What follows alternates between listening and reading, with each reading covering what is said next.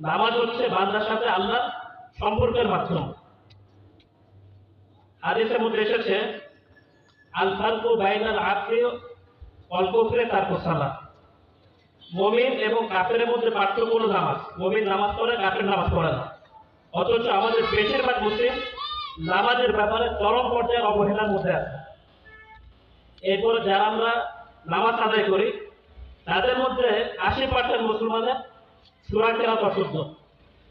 আপনারা সকলে জানেন নামাজের মধ্যে যদি সূরা কেরাত অশুদ্ধ তেলাওয়াত করা হয় তাহলে নামাজ ভেঙে যায়। নামাজ ভঙ্গের 19টি কারণের প্রথম কারণ হলো নামাজের মধ্যে সূরা কেরাত অশুদ্ধ তেলাওয়াত করা। অথচ আমাদের বেশিরভাগ মুসলমানের নামাজের মধ্যে তেলাওয়াত অশুদ্ধ।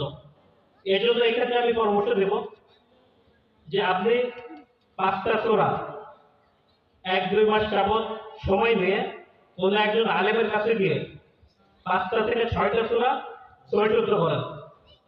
একজন হাফেজ সাহেবের কাছে গেলে, একজন আলেমের কাছে গেলে সর্বোচ্চ 1 মাস লাগতে পারে, অথবা 2 মাস লাগতে পারে, অথবা 6 মাস লাগতে পারে।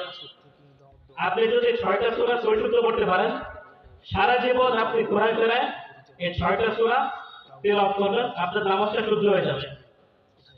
তো আমি যে কথা বলতেছিলাম যে নামাজ হচ্ছে সবচেয়ে গুরুত্বপূর্ণ ইবাদত, আর এক্ষেত্রে আমাদের এতটা অবহেলা।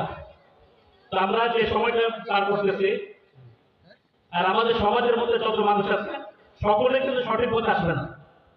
এটা আমি আগেই বলেছি যে এক শ্রেণীর মানুষ দুনিয়াতে কিয়ামত পর্যন্ত থাকবে, গোটা নবীরা বয়ান করলেও তারা সঠিকভাবে পরিপূর্ণ হেদায়েতের উপর আসবে না।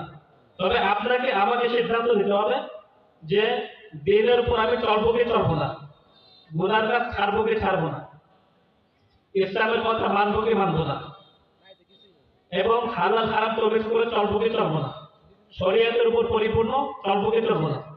এজন্য সম্মানিত উপস্থিতি, আমাদের এই দুনিয়াটা থাকার জায়গা না, দুনিয়াটা সংক্ষিপ্ত একটা সময়। আমরা দুনিয়াতে কেউ কখনো ছিল না, আগামীতেও থাকবে না, এবং আমরা যারা আছি আমরাও ভবিষ্যতে থাকবো না। তবে আমরা দুনিয়াতে কেন আসছি, কি নিয়ে আসছি, কোথায় রওনা করছি, কি নিয়ে রওনা করছি, আমার মৌতে কি হবে, আমার কবরে কি হবে, আমার হাসরে কি হবে, আমার কিয়ামতে কি হবে, আমার পুলসিরাতে কি হবে, আমার আখিরাতে কি হবে, এই চিন্তাটুকু আমাদের অনেকের মধ্যেই নাই। অথচ এটা খুবই গুরুত্বপূর্ণ।